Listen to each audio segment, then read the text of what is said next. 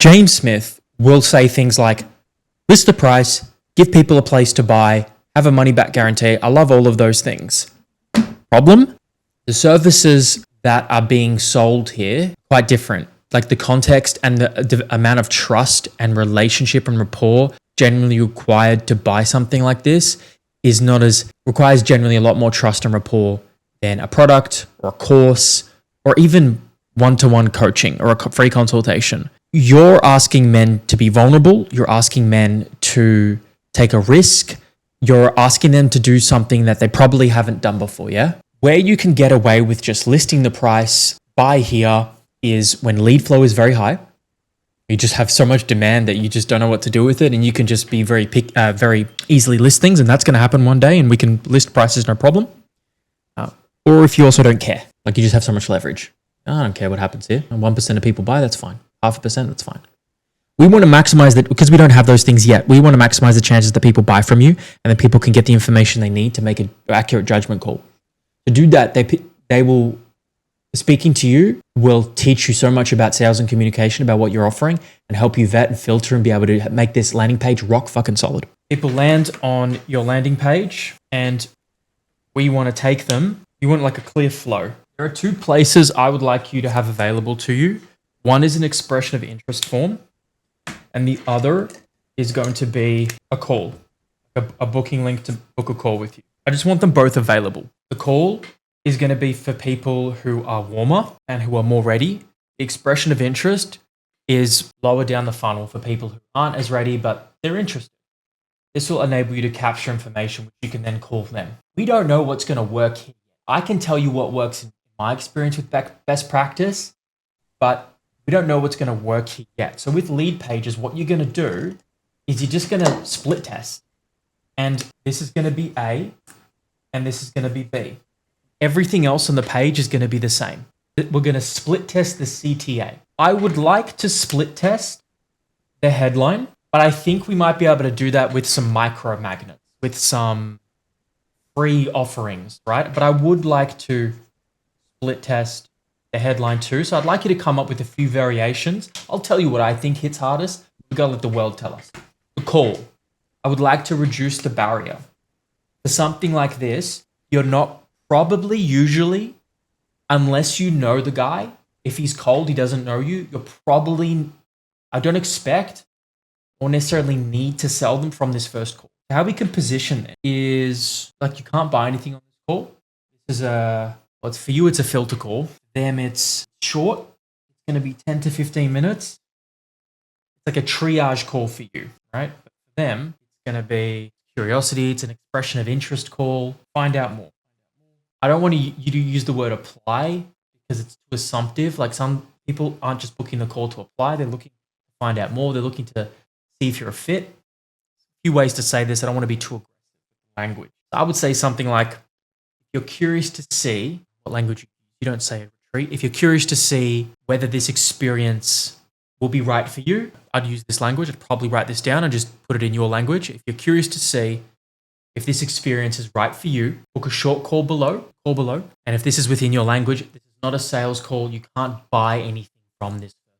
You can't buy anything from this, so we can get to know each other. Oh, sorry, I can't hear you.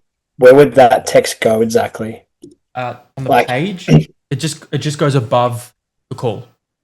Yeah, okay. So when they go to booking, because I've seen it on TidyCal or Calendly where you just have an explanation of like a little tiny bit of information. That's what it would be. It would actually be above the call on the page. So on the page, you can embed your call. On the Zion page is a good example of how I do that. If you see my Zion page, I have the booking link, and right above it, I have a text box. Yeah, I did see that. Like that. From here, my recommendation, what has worked for me and a lot of my colleagues, is for a medium ticket offer, for a personal exclusive, there's only a finite amount of spots. What are we charging, $3 or $4 grand?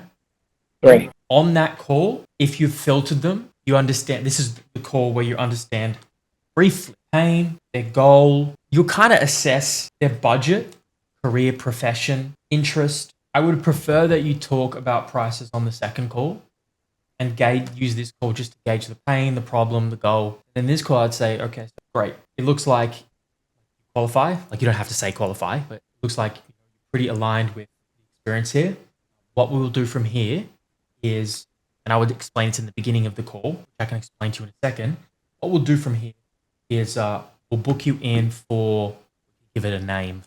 So we'll book you in for one more call, and this is when we'll talk about how this experience will work for you, like what all of the details of how it's going to work, the payment plans, like the options available, like the finer details. Hey, you might get to this, Alex, but if the interest was high and they're pretty much just like, yeah, let's do this.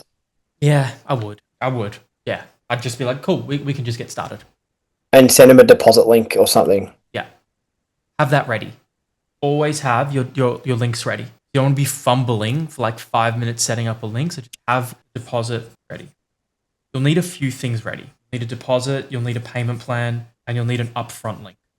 You'll have a few options. Payment plan upfront. Yep. This doesn't have to happen, second call. But this is for the people like, oh, I need to think about it. Cool, you get back to me, figure out the budget, like what works for you, and like I need to check with my work schedule to see if I can come. I really want to, but I just need to check to see if I can get time off. All this little shit. You want to make sure that you book them in for the next conversation on this call.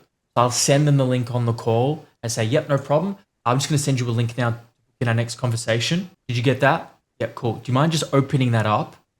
Tell me what time and day works for you there. Cool. And then I'll wait for them to do it and I'll just prompt them.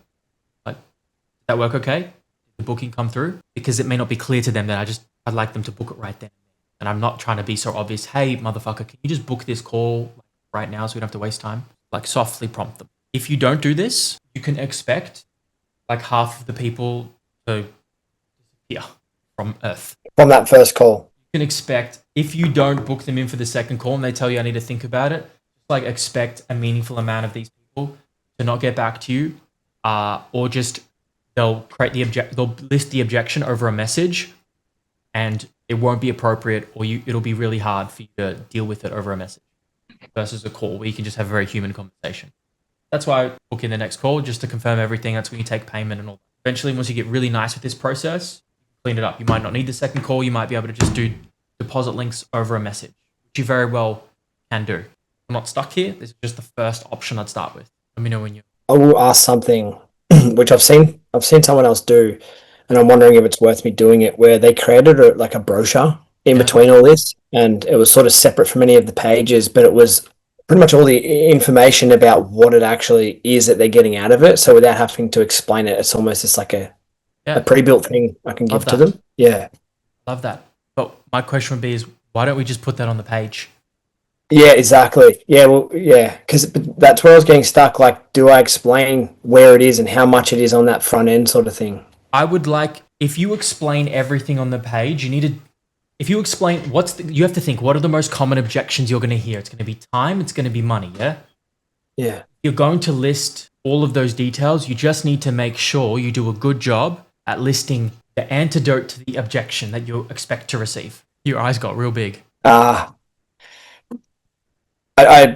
just had a bit of a flash. I was just like, well, I don't actually, like, the time thing can be addressed in objections on the page through creative writing.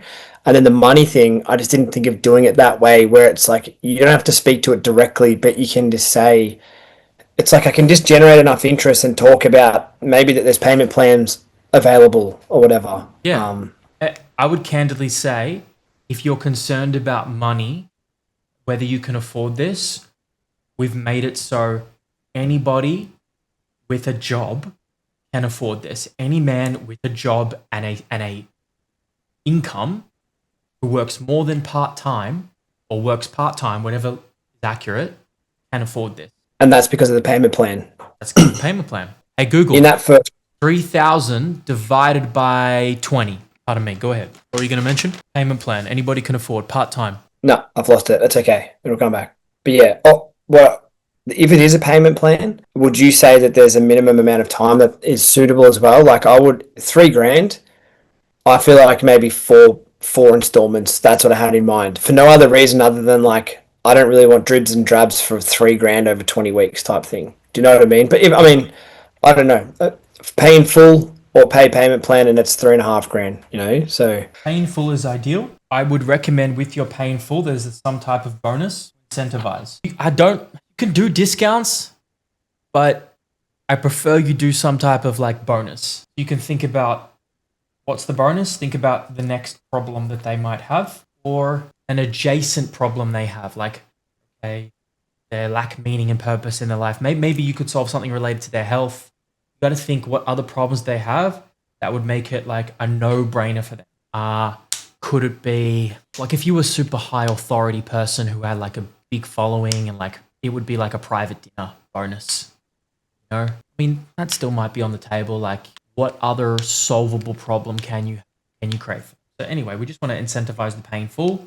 So it's usually nice to do that. It could be either a discount, in that case, discount, or it can be a bonus. Payment plan, I like to do something called big head, long tail. Usually like a Google 20% of 3,000, be around 20 to 30% of the total amount covers like it's your startup fee. Like bigger investment to the start, then it goes into a payment plan. Start off, okay, so it's just an initial deposit of $600 and then it goes into 150 or 175 per week, whatever the math is, over the next 12 weeks. At Google, 150 times 12. The initial deposit is enough to sink their commitment in. Or if you start off with a straight debit, people can walk away from $150 or $300. I've had people walk away from thousands of dollars. But this is enough for them to honor their word, generally. This generally requires you to do the marketing 12 to 16 weeks ahead of time. Absolute minimum, I want you to collect at least 80% of the cash before the event, just to be safe. I don't mind if it goes for a few weeks more, particularly if you trust the person. Like, okay, we can clean up the last few weeks later. This then requires you to take these calls to start marketing 3, 4, 5 months out, ideally, which gives people enough time to take time off work, tell their family, like all these things. Like for me, you see me doing 3 months for Trinity. If we ever do ads, this covers the ads. Meaning, depends on the profit, but I'm taking a tangent. If you put $400 of ads in, that gets you 1 client for the retreat. Awesome. Covered that in our initial deposit. So we've already made our money back. That's great. Thank you for explaining that. And it's interesting how it all comes together when you say at a bare minimum, 150 to 200 a week. It's cool how you start to see what your marketing campaigns need to be in alignment with that. With like, if you want to collect 80% of cash, it's a really cool way to look at it. Because I was simply just going, and this was random, but what I felt was reasonable in my experience, or I was trying to make a call of how I would feel going through this. I was like, I'll collect a $500 deposit. That just seems like a fresh, clean number, reasonable. And then I'll offer a payment plan of 4 payments up until the event's here, or pay in full. Yep. You can do a monthly installment or a fortnightly installment, particularly if the people applying for your workshops have a bit more money. Your third option could be like 3 installments of whatever that is, like $1,100, $1,200. That would be the third option. Pay in full, payment plan, or it's 3 installments of $1,000. Yeah, I think that's cool. So that's what I like the thought of is paying full, the broken down version that you just explained, or the simple installments. Yeah. So if I was to just rank what I would prefer, Yep. 1, I'd like paying full. 2, 3 installments of $1,000, and then your downsell, meaning what happens when the person can't afford this one or this one, but they really want to do it, or you'd like them to give them the opportunity. Okay, so what we can do, we have an initial deposit of 6. Actually, if they can't do this and this, they're probably not going to be able to do 800. So then I got to ask them, look, we do take an initial deposit of 800, and then that goes into a direct debit of X. Is that workable for you? It's not workable. Yeah. What's your budget? What would be workable for you? I can afford 500. Okay. Do the numbers, 500. Okay. You can do a 500 deposit and that would be 175 a week. Okay. This is your last point of call, but you have somewhere to go for the people who maybe can't afford 1,000 lump sums at once and prefer smaller increments. Yeah. So you're essentially saying 800, if they can afford it, that's great. but then saying, well, what can you afford to pay me right now to lock in your spot? And Exactly. and then they come back, Yeah, that's and what then whatever they come back to you with determines what the payment plan is. determines what the payment plan is, and you have to have a number that you say no to. Like, we can't do $100 deposits. Yeah, Like, you have to decide like what's. I mean, 500 comes to mind for me. That's Your stop. Yeah. Look, out of respect for the program and the men in this program, we understand where you're at, but the minimum we could take on, because we have overheads to pay, prepare for this, or I have overheads to pay for this. Cool. That's great. That's clear. I like having those payment plans. I can all those options. I can put them into Nui really easy as well, as you like encourage everyone to use it. I've pretty much already got them set up, to be honest. That was something I did a while ago to get an idea of how it works. So I think I'll just those payment options, if they come through for a call, do I just if they're on that first call and they're like, hey, I want to come, I'm in. Well, how do I pay? How much is it? What are the options? Tell them. But then you just can't, then you just shouldn't say on the first, like, in the description, I said, you can't buy anything from this first call. You just don't say that. Yeah. Which is fine. You can't say you can't buy. Yeah, and then people buy something. It's just not the integrity that I would want you guys to operate from. Yeah.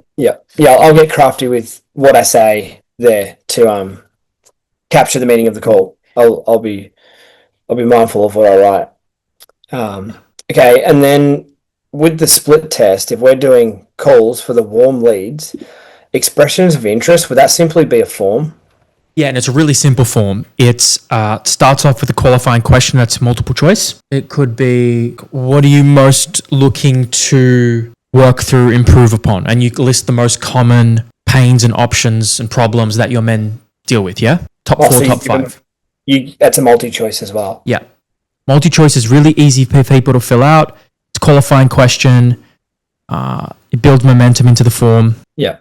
And name, number, email. Yep. Personal details. Make sure you mention that the form only takes 60 seconds to fill out. So that would go, say, maybe some little faint text above the call to action box or something. It would be the call to action box. Oh, I mean, when you say this doesn't take long to fill out. Oh yeah, small text underneath, or in brackets, you could say expression of interest form. 60 seconds. Takes 60 seconds. 3 questions, 60 seconds. Yeah. And that then will redirect to a page that gives people the chance to book in with you. Yeah. Redirects to a page. Yeah. So they end up there anyway. And they exactly. Yeah.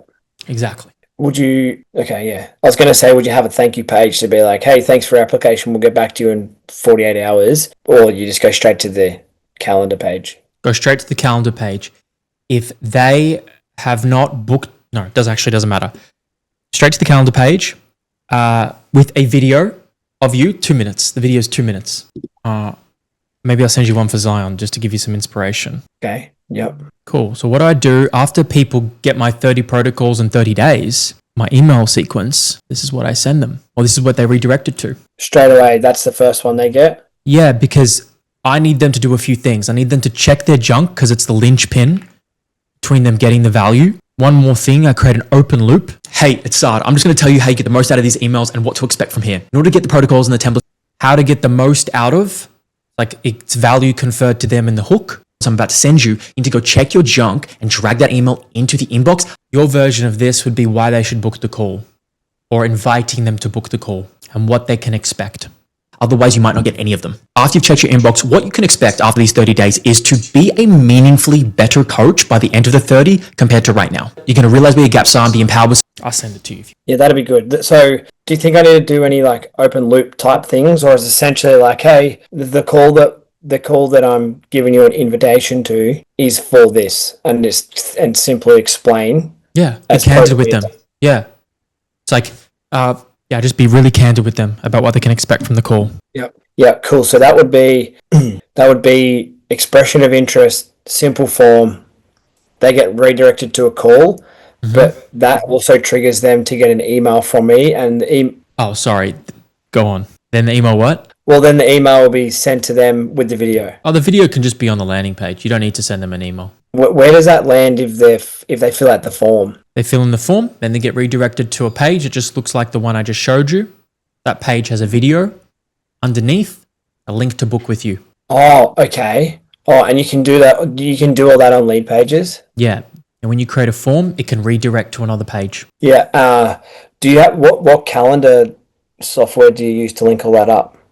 I use Calendly, but if I had to use one again, I wouldn't. I would use, I'll show you. I'll send it to you. So just quickly, if I've just got the link to watch the video, does nothing pop up until you watch the video? What do you mean nothing pop up? So I can see important, check your email and junk, the cookie, one more thing, check your inbox and junk for the first email, and then it's the call, then it's the video, but I can't see like a calendar or anything underneath. Yeah, for me, because there's nothing, I'm not inviting them to book anything in with me at that point. Yeah. I'm just inviting them in how they can get the most out of an email sequence. Yeah. You'll just have a booking link underneath. Yeah, cool. And it's literally the calendar that's embedded. Yeah. That's epic. Were you gonna send me the booking thing? Yeah, and I'll just show you how it looks differently. This is what it'll look like. It's the same one Hormozi uses and my mentor now uses. It actually, for them to book in, they have to enter their details first. That's not like Calendly. Calendly, you have to book in, find a time first. The biggest problem people have is they look at the calendar like, I don't know if I can do this time. Let me check back later. And you lose the person. You'll be able to get more leads because they have to put in their details first. Even if they don't book in with you, you still have their name, number, and email. Yeah, because they actually submit it before booking the next part. That's right. What? Yeah, okay. What's that software called? iClosed. Right. So I would change them whenever I make the time to. But yeah, that's you got a bit to work with there. Much better structure, I hope. Plenty. Yeah, that's great. Right there. That's fine. Thank you for that, man. Thank you. Yeah, you're welcome. You listened really well. You took notes. You asked great questions, and you're succinct in the way you talk. I think that means clear about what I'm saying, essentially. Yeah, exactly. Yeah. No, it's perfect. I like how you operate as well. Like, this is how I prefer to communicate with my clients, and sometimes I can see how it drags out. It's a bit of an art, to be honest, to be able to communicate this way. What way? Reining it in, having a bit of constraint in the conversation. Like, I'll easily make it conversational where it's just two mates talking. Yeah. I get it. You have to. What I like to do is, like, if I have more time at the end, like, I'll leave that for the end, or just briefly at the start. If I have long-standing history with the client, I don't mind doing that a bit more because that's actually the value they get out is like the friendship too. But that's a judgment you have to make. I know right now in our season, I'm very aware. Like, we're just trying to like maximize output, like efficiency, trying to just like get you set up to run these amazing experiences. But I also know that I'll randomly call you at times and talk about your dad, and your family. So that's a really good awareness. You do have to, and as a coach, like, know when to rein it in, and you'll get better at that over time. That's just reps and awareness and feedback.